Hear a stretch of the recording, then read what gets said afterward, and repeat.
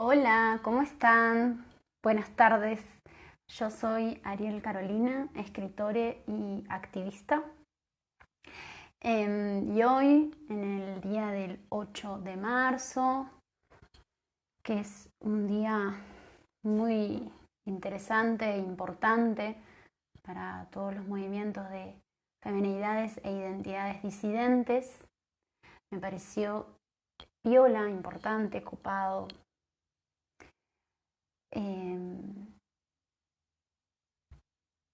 Hola, gracias a todos quienes se van conectando. Compartir un pedacito de mi libro Nuestra venganza es nuestra autonomía. En el marco de este día, quiero leer un poquito sobre el binomio víctima-victimario y antes de eso compartirles la última parte del libro. Ya no nos callamos más por todas las niñeces y juventudes vulneradas. Ya no nos callamos más por les que fuimos violadas, abusadas y golpeadas.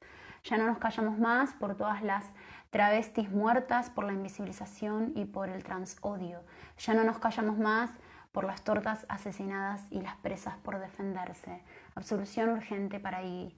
Ya no nos callamos más por todos les que decidimos romper el lugar de víctimas. Ya no nos callamos más por todos les que ponemos la cuerpa y la psiquis escrachando agresores. Ya no nos callamos más por el genocidio actual a los pueblos originarios. No queremos feminismos racistas ni extractivistas. Ya no nos callamos más hasta que cada macho se extinga. Ya no nos callamos más por todas las causas que arman para silenciarnos. Ya no nos callamos más hasta que ocupemos todos los espacios. Ya no nos callan más, nunca más. Y quería compartir un pedacito del microensayo Binomio Víctima-Victimario porque recién estuve compartiendo una ronda en Villa Gesell que me invitaron las Bartolinas y la asamblea organizativa del 8M de allá. Y bueno, nada, estuve hablando un poquito sobre este tema, me convocaron para hablar sobre escrache de visibilización, autodefensa y reparación y me pareció piola seguir un poquito por acá, por estos lados y hacer un live hablando del tema y compartirles y sumarles en este día. Microensayo binomio víctima-victimario. Ser víctima se desencadena de dos maneras, reproduciendo el daño que fue ocasionado en otros o reproduciéndolo contra sí mismo, por siempre inmóviles en el temor, debilidad, silencio, vergüenza, culpa y la excesiva y distorsionada vulnerabilidad. Las víctimas están trastornadas, heridas de por vida. Su rol se desarrolla desde la pasividad y la acción errática, el querer hacer y que este pulsor sea el callejón sin salida que las leyes y el orden sumieron disciplinaria y minuciosamente en nuestras psiquis personales y colectivas. De allí que la cultura de la violación se alimente de conceptos que se ramifican a través de los constructos que conforman los circuitos de las sociedades. Una perspectiva macho que subyace a la educación que recibimos y reproducimos, que antecede, manipula y crea en base a este un emisor y receptor que se retroalimentan en la misma frecuencia, haciendo de estos objetos serviles a un conjunto de dogmas que responden al control, al bien y la normalidad. Bueno, voy a pararme un poquito en cada párrafo, porque en realidad yo ya leí este microensayo en un live y si van a mi feed y van a la parte de vivos lo van a encontrar. Así que hoy quería hacer algo diferente, de ir leyéndolo, ir deteniéndome en algunas partes y profundizando. Esto de su rol se desarrolla desde la pasividad y sobre romper con la mirada binaria de la realidad. Porque si bien el escrache es una herramienta de autodefensa que brega por la autonomía, brega por nuestras voces por fuera de un sistema preestablecido que nos dice cómo debemos de actuar ante una situación, en este caso como víctimas, y en este caso víctimas significa silencio, significa pasividad.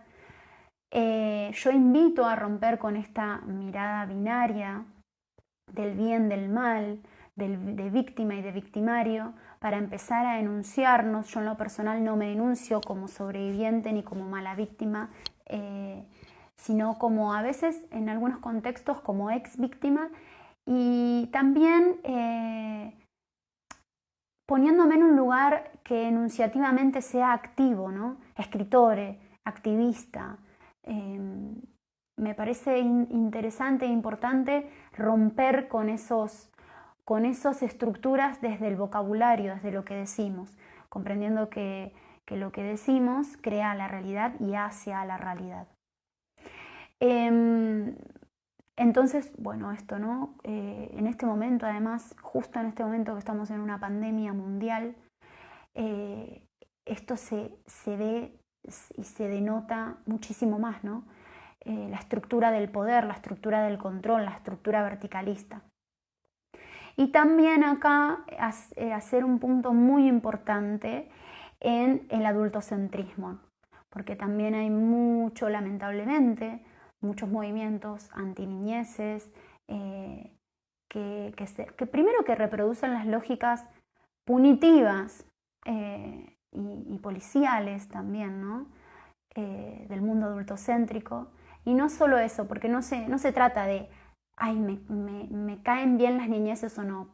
Podés ser una persona que elija no relacionarse con niñeces por los motivos que fuera. Pero tenemos que comprender que nosotros en algún momento fuimos niñeces, que la mayoría de las situaciones de violencias patriarcales que hemos vivido fueron en la niñez y en la adolescencia. Puntualmente el abuso sexual es primordialmente un dispositivo que se reproduce específicamente siendo niñas y adolescentes. ¿Por qué? O juventudes, para no llamar adolescencias. Y bueno, ¿y eso por qué? Porque responde a un engranaje, a un sistema, ¿no? La cofradía de los machos igual varones heterosis autopercibidos como tal, que no se replantean sobre las violencias que el sistema misógino y de abusos reproduce a través de ellos, porque obviamente que puede haber masculinidades contrahegemónicas y bregamos porque se reproduzcan más y que sean cada vez más. Pero bueno, eso, ¿no? Como hago mi hincapié ahí y el hincapié en esto del adultocentrismo como algo muy, muy, muy importante para poder romper con la misoginia instalada. La mayoría de los casos de violencias patriarcales en adultos, luego investigando te das cuenta que muchas personas han vivido violencias en sus adolescencias y niñeces, en sus juventudes y niñeces. Entonces, es muy importante corrernos de esa mirada adultocéntrica. Y dije lo de la pandemia porque particularmente en este momento de pandemia creo que son las personas que más lo están sufriendo. Y como sabemos que la reorganización sistemática, la reorganización sistemática se hace a través del control, se hace a través del punitivismo, se hace a través de generar pasividad y silencio, bueno, ¿cómo no comprender de que estamos bajo un momento de mucho control, de mucho punitivismo, de mucho castigo? Y creo que quienes más lo están padeciendo son las niñeces y las juventudes. Así que eso, ¿no? Como para corrernos de esa cultura del abuso, corrernos de las miradas binarias, es algo paradigmático, es algo que no se logra de un día a día, que no solamente lo construye una palabra, sino que también son acciones, y que creo que eso, que es paradigmático, que es algo que rompe con algo que subyace, que es esta mirada macho, esta observación macho de la que hablo en el microensayo. Bueno, sigo.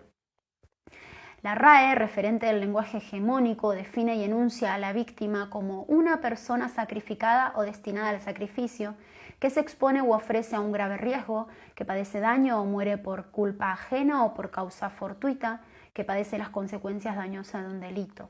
Siempre pasiva, la violencia le atraviesa, le vulnera y ésta tiene vedada la acción, la autodefensa. Por esto vuelvo a repetir la importancia de nombrarnos como personas en acción, ¿no? Activas, en una acción. Y ahora voy a seguir leyendo para decirles una observación más. En cambio, el victimario es moldeador de sus actos, un sujeto activo, fuerte y enunciativamente dominante. Para la RAE es homicida, sirviente de los antiguos sacerdotes gentiles, que encendía el fuego, ataba a las víctimas al ara y las sujetaba en el acto del sacrificio. Es el entregador de las víctimas al sistema violatorio, para que ésta las ponga por siempre en su rol pacífico y sin voz. Acá dos observaciones.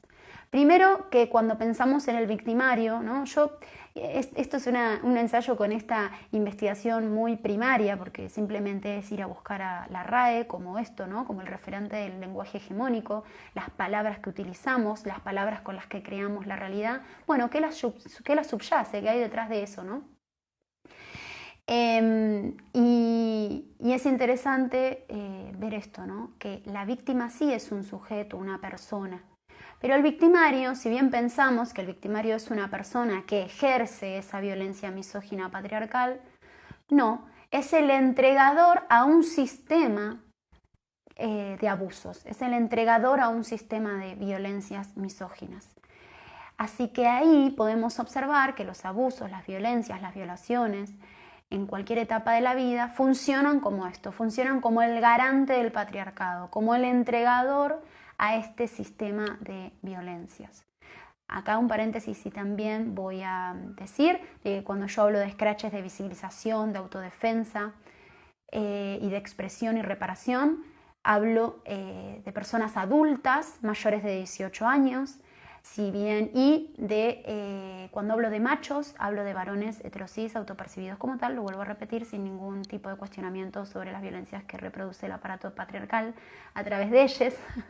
Lo tengo medio de memoria porque cuando me vienen a jeder con eso ya tengo la respuesta bastante aceitada, porque si bien también las violencias se atraviesan en ámbitos como en las juventudes, en las escuelas secundarias, por ejemplo, o también entre identidades disidentes o entre feminidades, no es un lugar donde yo me estoy enfocando en este momento. Si bien en mi libro Nuestra venganza, nuestra autonomía también hablo del tema, sí me parece importante, vuelvo a repetir, romper con la mirada y la observación binaria y comprender de que esas otras violencias son un devenir de estas violencias. Hay violencias como, digámosle, primarias y fundantes y luego violencias que se van reproduciendo. Y que sí me parece importante y es algo que enuncio con mucha seguridad. El silencio no es una opción, el silencio nunca construye, pero sí comprendo de que hay diferentes situaciones y por eso el escracho, la visibilización, no es una respuesta enclaustrada y que va a servirle a todo el mundo, porque cada situación y cada persona y cada subjetividad necesita diferentes abordajes y eso es importante también comprenderlo, porque una acción que a mí me resulta de una forma, a otra persona le puede resultar de otra. Por ejemplo, a mí en su momento me hicieron contradenuncias y hay muchas personas que escrachan y no reciben ninguna contradenuncia. Hay personas que luego de escrachar o visibilizar o expresar, y escrachar y visibilizar no solamente en redes sociales, no solamente es enunciar en redes sociales, también puede ser de boca en boca, también puede ser yo estoy visibilizando en el momento que me paro, por ejemplo, frente a mi grupo de amigas o frente a mi familia, y enuncio una situación que estoy viviendo. Eso es visibilizar y es expresar y también es reparación.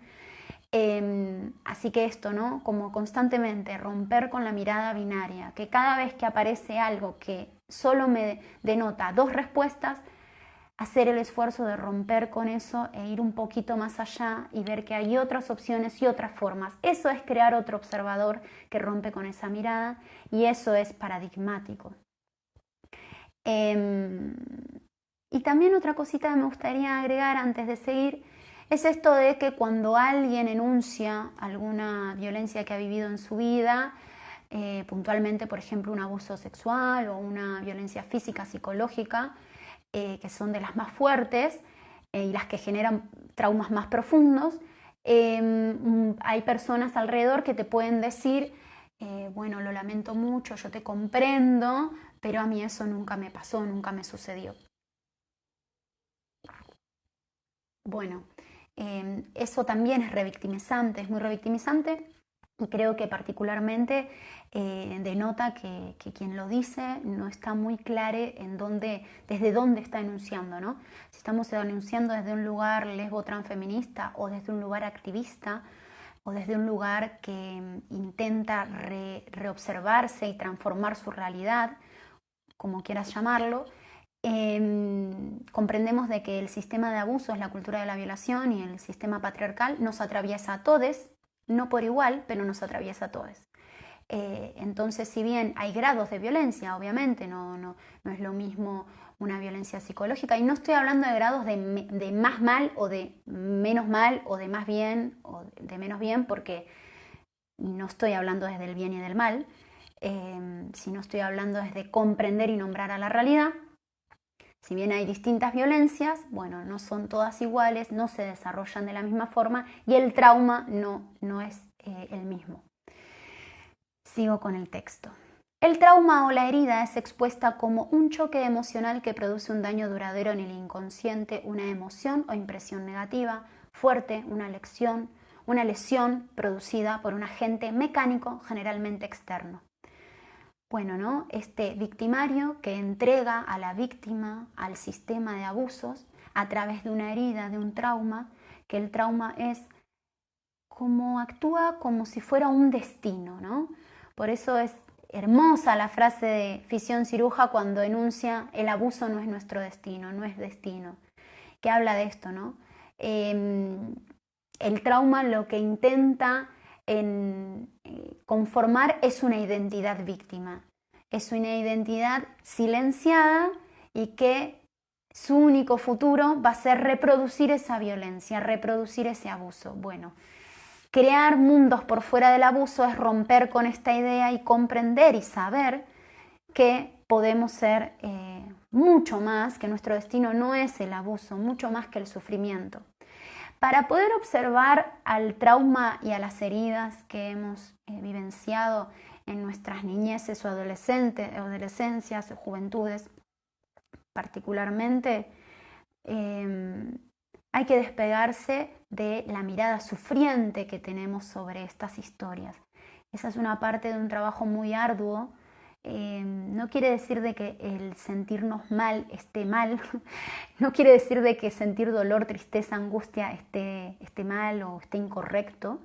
Lo que quiere decir es que podemos hacer algo mucho más que entumecernos y llorar y sentir tristeza con las historias que nos han pasado. Y ahí surge una gran potencia, surge una gran potencia, bueno, y ahora lo seguiré desarrollando con la lectura. ¿Existe la posibilidad de salirnos de esta lógica? ¿Podemos dejar de ser víctimas? ¿Qué identidad nos sostiene si dejamos de serlo?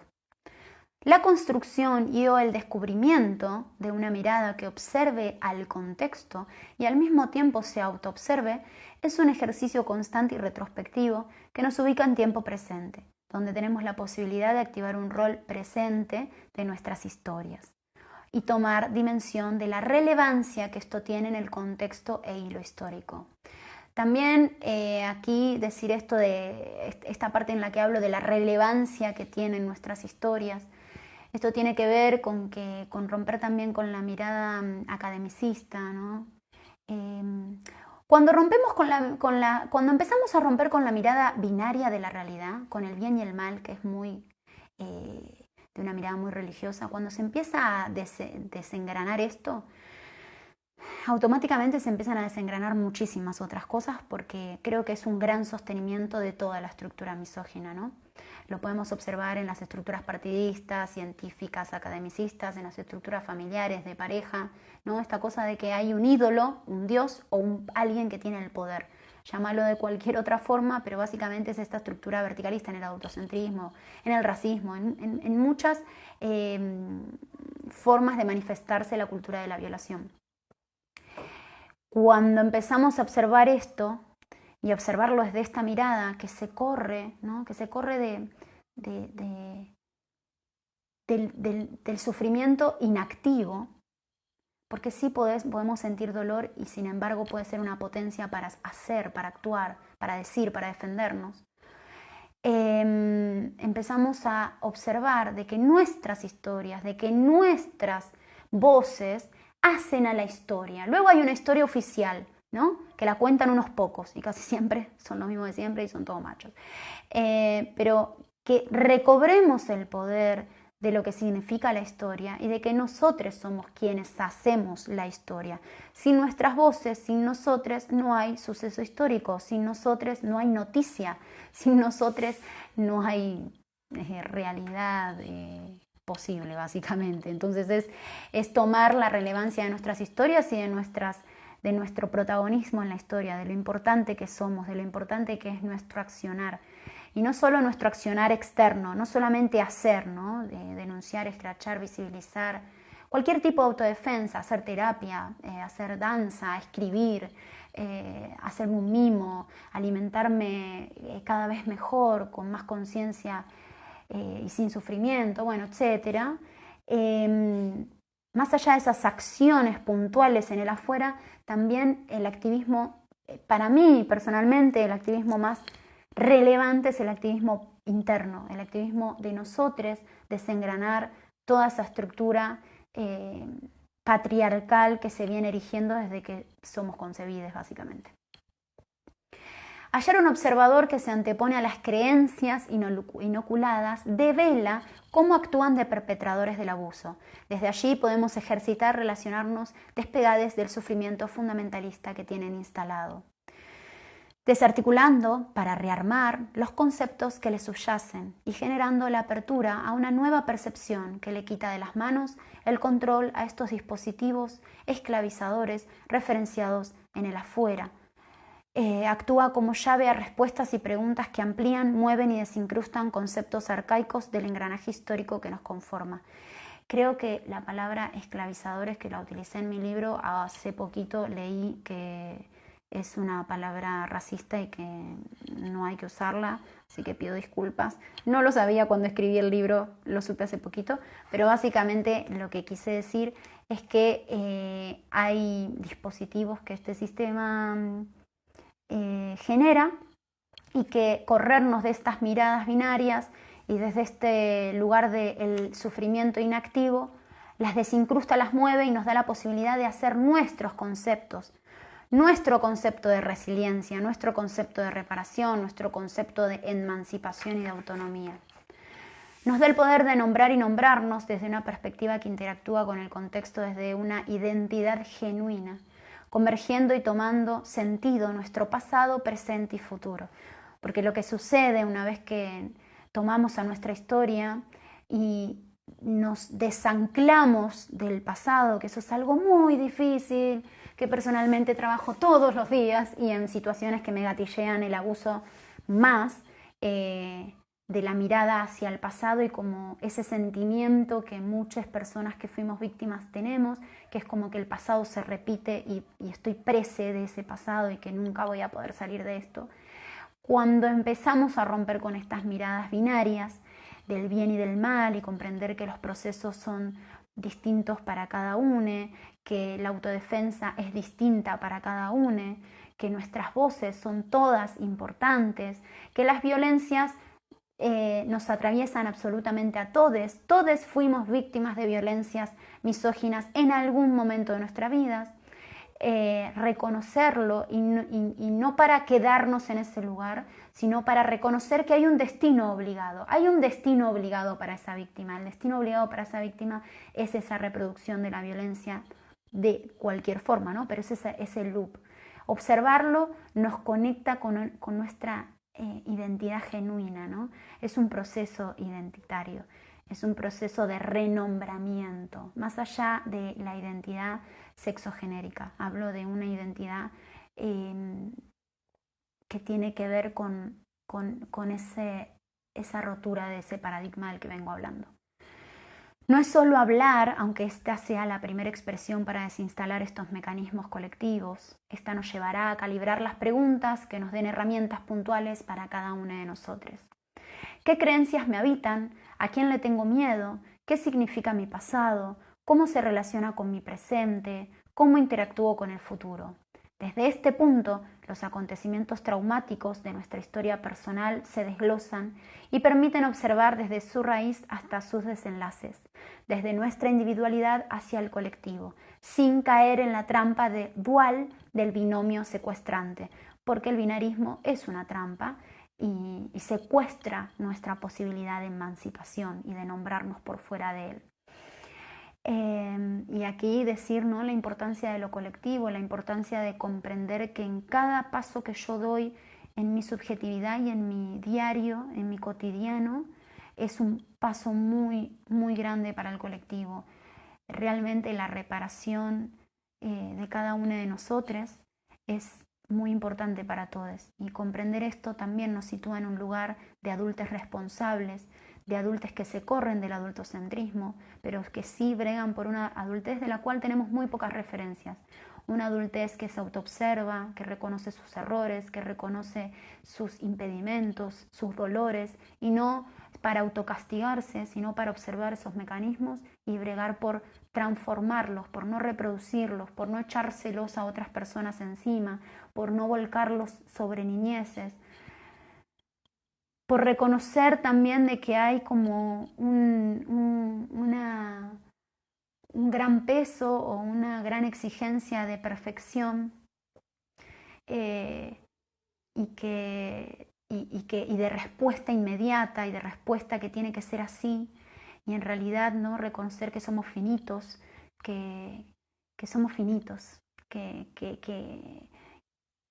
hay cosas que no tienen por qué tener respuestas concretas, que hay cosas que se sienten y que no habitan las palabras, pero que sí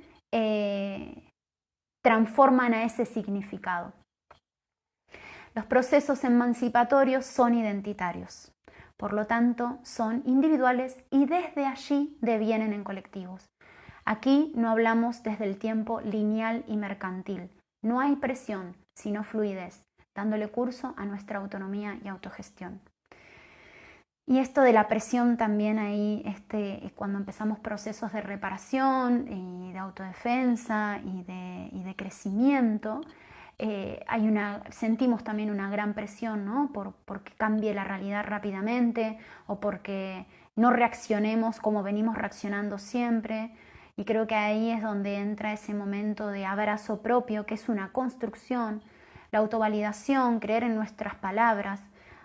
Algo que nos sucede a las personas que hemos vivido situaciones de violencia es no creer en nuestras propias palabras, no creer en lo que nosotros mismos vivimos, por la despersonalización enorme en la que estuvimos sumidos y por el gaslighting no solo del violento o de la situación violenta, sino también del gaslighting social que hay, porque todo lo que vemos en nivel micro y a nivel individual también tiene su cara y su contrapunto en lo social y en lo macro. No es que solamente, por ejemplo, las violencias se reproducen por una persona hacia otra persona, no, también hay un sistema que opera de cierta forma y que las personas actúan como garantes de esto, ¿no? Entonces esa fluidez no es una fluidez que todo va saliendo perfecto y bien, sino una fluidez del proceso, de aceptar o de construir, aceptar, porque me interesa hablar de construcción, porque estamos en una constante construcción y deconstrucción. Construir esa fluidez, ese aceptar del proceso, de que hay momentos de tristeza, de depresión, de recogimiento y de despersonalización, de dolor, pero que también hay momentos de fortaleza, de amor, de cariño, de felicidad, de alegría, de deseo, de goce, y que nos lo merecemos y podemos habitarlo. Esa habilitación no nos la va a dar un otro. Esa habilitación, la llave la tenemos nosotros mismos. Contexto y territorio. No somos una cosa separada del resto. Bueno, esta parte no la voy a leer porque la de contexto y territorio, más que nada me hablo sobre el territorio y sobre, bueno, esto, ¿no? Como la palabra, la religión, ¿no? Cómo hacen a esos constructos. Así que lo voy a dejar ahí. Y quiero leerles ahora el ritual de bienvenida. El ritual de bienvenida a ver si es el ritual de bienvenida o les leo otra cosita, porque creo que el ritual de bienvenida también lo leí en algún momento, como para no repetirme. Bueno, muchísimas gracias a todos quienes están ahí del otro lado. Este es un regalo así para nosotros, para nuestras construcciones y nuestras autovalidaciones. Estamos todos en la misma, transformando. Bueno, todos no, pero estamos muchos en esta de transformar y de autoobservarnos y de observar la realidad y darnos cuenta de la incidencia enorme que tenemos cada una de nosotros. Creando, vuelvo a decir, adulteces responsables, adulteces amorosas, adulteces no adultocéntricas. Cuando hablo de responsabilidad es una palabra que a mí antes me chocaba muchísimo porque la veía como algo muy tosco y como algo que era del mundo de los chabones, no sé, como algo que no me gustaba, y con el tiempo me di cuenta de que la responsabilidad es algo es una puerta muy valiosa hacia nuestro reconocimiento, la responsabilidad de nosotros mismos, de nuestro reconocimiento como personas que podemos llegar a una autonomía, comprendiendo que hay un sistema, comprendiendo que hay un engranaje social, comprendiendo de que hay un estado, de que hay un formato, pero también comprendiendo de que podemos habitar y crear otros mundos y otros formatos posibles. También aquí hago un paréntesis y digo algo que me interesa decir, no sé si que tiene mucho que ver, pero bueno, desconfiemos de lo masivo. Siempre lo digo y lo voy a decir en este live también. Me parece interesante también desconfiar de lo que es masivo, de lo que es muy masticado, de lo que está muy dado. Lo que está muy dado, raro, porque cada uno de nosotros es único y creo de que cada uno de nosotros tiene las respuestas. Entonces, si bien puede haber referencias, si bien puede inspirarme a alguien o puedo admirar a alguien y puedo referenciarme en alguna de las cosas que dice o hace, la primordial y más importante referencia somos nosotros mismos. La respuesta más importante va a ser en nosotros mismos, porque la respuesta que consiga yo quizás es muy parecida a la tuya, pero jamás va a ser la misma, jamás. Por eso es tan importante confiar en nosotros y desconfiar de las estructuras masivas y de las respuestas masivas y de las respuestas binarias y de lo que parece que está muy perfectito y acomodadito y ordenadito. Y ahora voy a cerrar con Lo personal es colectivo, que es el primer texto que abre mi libro Nuestra venganza, nuestra autonomía, que ya tiene un año de existencia, pisciano, porque mi librito es pisciano, y que pronto voy a sacar mi segundo libro, que tiene que ver con la otra cara, ¿no? Este libro, Nuestra venganza, nuestra autonomía, es un libro muy expositivo, muy activo de hacer, y mi segundo libro es más del proceso introspectivo. Estuve 11 años escribiéndolo y habla del proceso introspectivo, de todo lo que sucede por dentro. Nada, ya vendrá, ya será. Esperemos que este año. Lo personal es colectivo. Despegarnos de la mirada sufriente parece ser una clave fundamental para poder percibir nuestras historias desde un enfoque actualizado, donde el dolor existe pero no es un obstáculo, sino que nos permite observar y resignificar nuestras historias, convirtiendo traumas en potenciales de un profundo autoconocimiento, exilio del miedo y dolor, porque nuestras historias sucedieron. Negar nuestro pasado es negar nuestro presente. Tras haber vivenciado secuencias traumáticas, tendemos a bloquearlas como método de protección. Recordar puede suponer angustia, asco, crisis, culpa. Volver a ese contexto y experimentarlo como si estuviera pasando. Este suceso suele ser señalado como algo que hay que corregir, que está mal, alimentando el miedo al recuerdo. Este miedo es uno de los mecanismos más fuertes que hace al entrampe, que nos convierte en víctimas eternas. Ya no abusades por una persona en particular, sino por todo un sistema. Ya no solo en el pasado, sino anclado en tiempo presente. Ese momento de crisis, de ansiedad, de angustia, de pánico, puede ser señal de un proceso identitario de renombramiento. Si el recuerdo llega al instante presente, es porque tenemos la posibilidad de hacer algo con esa información, algo más que sufrir y paralizarnos. Volver a casa, volver a habitarnos, contener a quien fuimos y armar quienes somos. Además de generar y buscar nuestro espacio de fortaleza y contención personales y grupales, es importante que recuperemos la confianza en nosotros. Los abusos intentan arrancarnos la posibilidad de encontrarnos en la memoria con nuestro pasado sin sufrimiento y sin autodestruirnos, autoculparnos. La cultura del abuso nos pierde en el laberinto del castigo. Cuando nuestro pasado, presente y futuro comienzan a converger, es decir, permitir que esa información se muestre, se dé, y escucharnos, aprender a escucharnos, a ser amigues nuestras, a empatizar con nosotros mismos, nuestras perspectivas mutan y posibilitan otras formas de habitarnos. El abuso ya pasó. El abuso ya pasó. No volverá a suceder.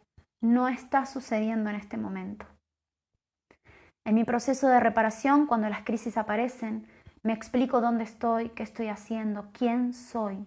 Mientras toco mi nuca, mi cara, observo mis manos, respiro por nariz y me nombro. Me nombro una y otra vez hasta volver a mí.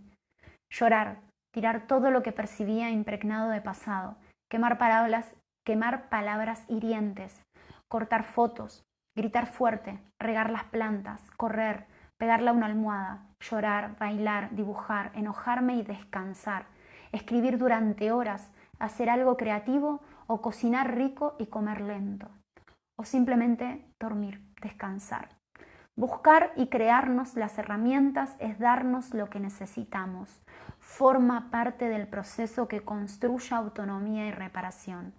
Al principio es casi imposible darse el espacio. Entramos en un bucle donde la única forma de sacar la mierda fuera es a través de más dolor, hasta que un día, luego del proceso de paciencia con nuestros ritmos y tiempos para expulsar lo más turbulento de nuestras cuerpas, te das cuenta que puedes observar el lugar de víctima al que fuimos arrojados por fuera de la punzante emoción y los pensamientos confusos y repetitivos. En ese instante surge la mayor mutación, construirnos identidades detonantes y armarnos de una voz propia, interna y externa, que deje de ser la de los violentes y sus sistemas, desmantela la lógica misógina que subyace la cultura de la violación. Recuerda, estás escuchando estas palabras porque has sobrevivido y eso es muy importante y valioso. No lo olvides. Esto es Memoria Viva, historia colectiva desde nuestros territorios corporales. Nuestra venganza es nuestra autonomía. Bueno, espero que esto haya sido un regalo para quienes me escucharon y se quedaron, que sirva, ojalá que resuene, que genere otras preguntas, otros conocimientos. Y bueno, eso, muchas gracias por escucharme. Muchas gracias a ustedes quienes se quedaron en este live, lo voy a dejar guardado. Y bueno, y que este día sirva para eso, para romper con la estructura binaria, para romper con el lugar al que fuimos arrojados por este sistema de víctimas o de victimarios. Y que cuando hablamos de venganza y cuando hablamos de autonomía, no estamos hablando de una venganza misógina, punitivista, macho. Estamos hablando de nuestra venganza lesbo transfeminista, autogestiva, apartidaria, independiente. Eso. Muchas gracias a ustedes también. Les mando un abrazo grande. Besitos con uñitas de vaquita.